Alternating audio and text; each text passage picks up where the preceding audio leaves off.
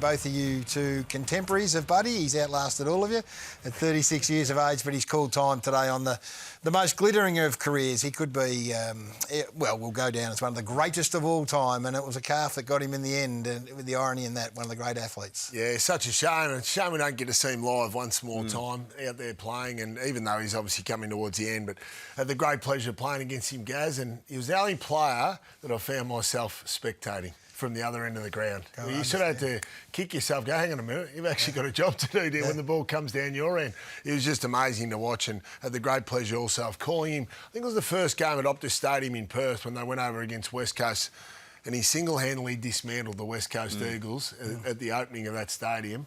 It was just an unbelievable one-man performance. Stunning career, Bucks. Yeah, he hurdled one of our players early in my coaching career in the middle of the ground and then laced one from about 75 metres. So yeah, he was a thorn in the side. You never felt like you had a handle on him. How did you plan for him? Oh, look, you'd love him to get up the field. But then again, when you turn his player around, like it was almost impossible.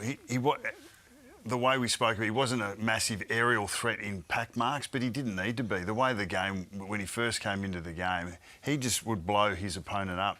And the stories of him running, repeat 400s and blowing Croft out and blowing any of the best runners at Hawthorn, who had some good runners at the time, was probably stood the test of time with that as well. Debuted in 05. That's the 07 preliminary final. I remember calling that game, and that was when he... Qualifying final. Announced himself on the stage and said, here I am, look at me. And away he went. I think I've talked to his ex-teammates. That's when they started to believe they were a decent team with that kick.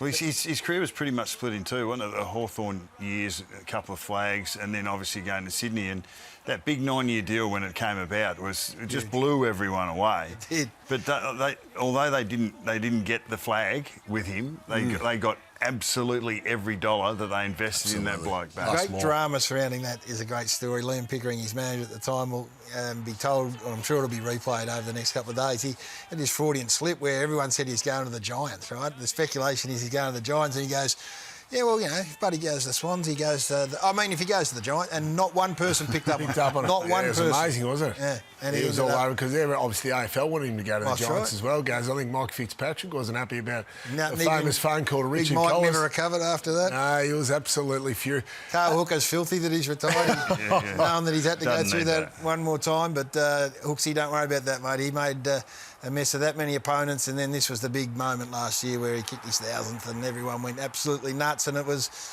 sort of not quite the full stop, but it was just a fitting way to, for nights like this when we reflect. You sit back and he's got the kids and Jacinta are there, and those pictures, went round the country, if not round the world. These guys, you've been around footy, in the footy industry, longer than us.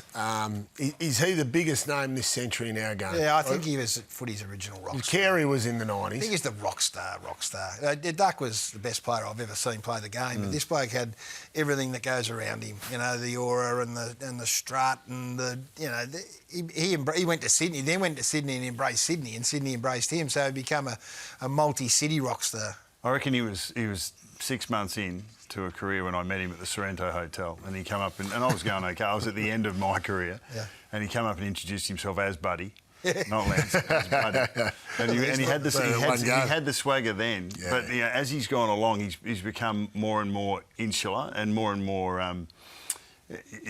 He's withdrawn from the spotlight. Yeah, he wasn't at the presser today, which is true to where he's got him. So I think he seems like really comfortable in himself. I don't know Buddy that well, but he just seems to be. He can make the decisions that he needs to make for him. Yep. And I think everyone at the club is happy to do that because he's invested so much. Absolutely. Well, he's given the game so much. I think one of the things that gets underrated in his career, Gaz, was how much of a competitor he was. Right. You can't get those numbers because I think because he was so talented and so athletically gifted, and he's almost a pop culture icon. Yeah.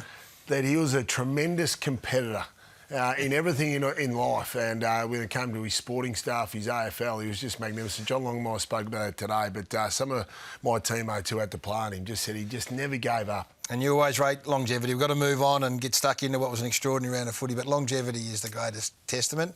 Started in 05, he's still doing it in 23, and he was still the player that opposition clubs in 2023. Their defence had to go, well, where's Buddy? And who are we playing on him? And that speaks volumes. And we will get to celebrate him. He'll be celebrated throughout the week here at Fox Footy, and I think for the rest of this season and beyond, because he's going to be a legend in the Hall of Fame. I don't think there's any question about that. So, Bud, I know that the couch is your favourite show. Well done, son, on behalf of all of us. Magnificent. But we've got to push on.